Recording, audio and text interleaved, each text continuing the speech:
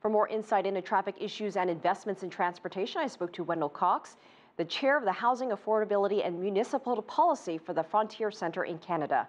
And I asked him about the Philippines' transportation troubles. There is a tendency on the part of planning in the world at this point to try to densify core cities, and Manila is a good example. You don't even have a freeway that runs through Manila. You've got EDSA, which is an important arterial boulevard, but it is not a freeway.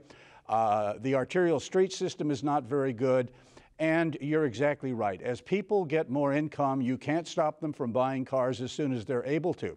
So one of the biggest enemies of traffic congestion, or I should say one of the biggest causes of traffic congestion, is higher densities. And planners are interested in increasing densities of cities, and this means things will only get worse in the long run. Let's look at Sao Paulo, Brazil, for example. You have CEOs and executives of companies taking helicopters to work, taking helicopters several times a day to various meetings because time is money.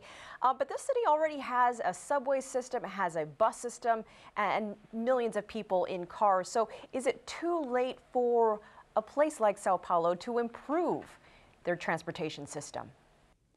Well, you think about Sao Paulo. I mean, you're talking about a city of more than 20 million people. You're talking about the fact that they still don't even have the ring road completed, that they didn't even have a freeway through town until about 10 years ago. There's a single serious freeway in the city besides the ring road.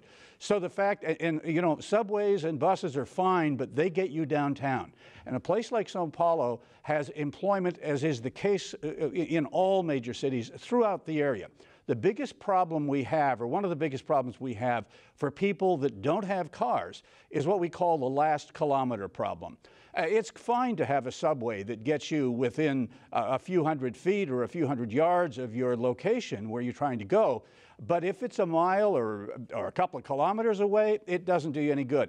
So the real problem we have is trying to improve the road system for the dispersed destinations that are the inevitable future and already occurring in major cities. Well, we see some areas that are trying to and doing a very good job of relieving some of that congestion. High-speed trains across China and are still being built. We have the famous tube in London and the interstate system here in the United States. So can you talk us about some of the other methods in various cities that seem to be working? Well, first of all, recognize, however, that for all of the value of high-speed rail, it is between cities.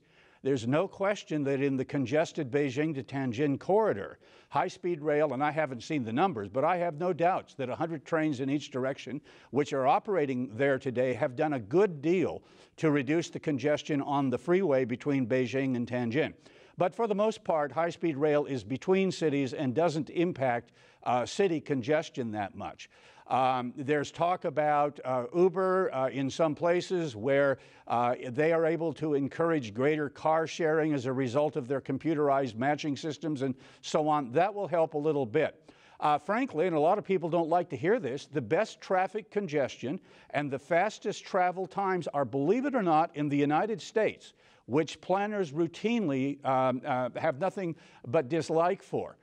For example, in Los Angeles, gridlock Los Angeles with the worst traffic congestion in North America, the average worker gets to work in 28 minutes compared to, say, Hong Kong, which has a wonderful transit system and much shorter travel distances where it's 47 minutes.